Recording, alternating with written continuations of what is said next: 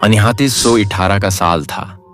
पंजाब के एक दूर दराज गांव में एक पुराना कच्चा मकान बरसों से खाली पड़ा था। लोग उसके करीब भी रात को नहीं जाते थे। गांव के बुजुर्ग कहते थे कि ये मकान बदरूह का है। नासिर लाहौर से गांव आया था। वो अपनी बीवी और 2 बच्चों के साथ एक पुरस्कून जिंदगी गुजारने का ख्वाहिशमंद था।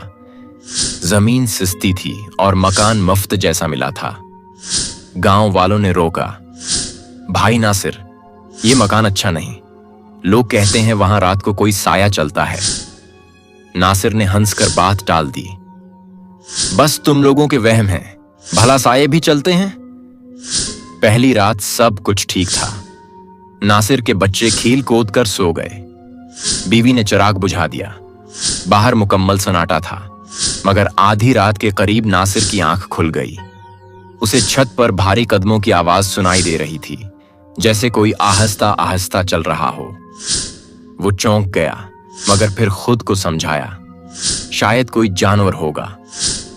लेकिन अगले लम्हे उसे किसी के चलने के साथ साथ लकड़ी के तख्ते चरचराने की आवाज भी आई। गांव के उस कुच्चे मकान की छत इतनी मजबूत न थी कि कोई जानवर वहां टहल सके। नासिर ने हिम्मत करके बाहर निकलकर छत के नीचे देखा। कुछ भी न था। आवाज फौरन बंद हो गई।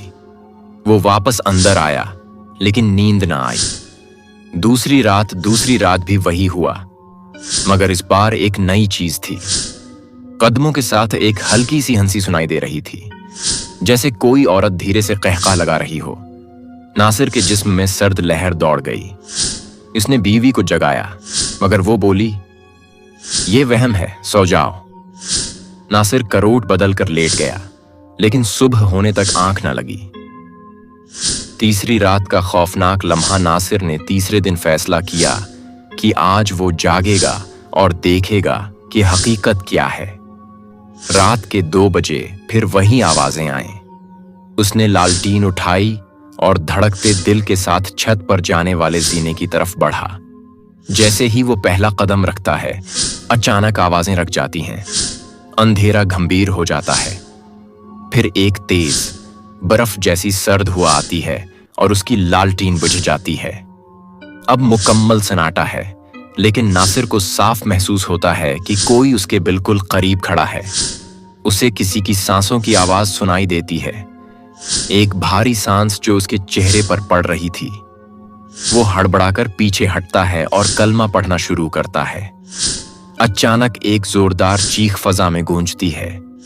कुछ ऐसा लगता है जैसे कोई वजनी चीज छत से नीचे सहन में गिरी हो। सुबह का इंकिशाफ नासिर ने पूरी रात कमरा बंद करके गुजारी। जैसे ही सूरज निकला, वो सहन में गया। वहां मिट्टी पर वाज़ेह निशानात थे, मगर ये इंसान के पांव के नहीं थे। उनके पंजे बड़े, लंबे और नोकीले थे, जैसे किसी जानवर के, मगर बिल्कुल सीधे चलने वाले।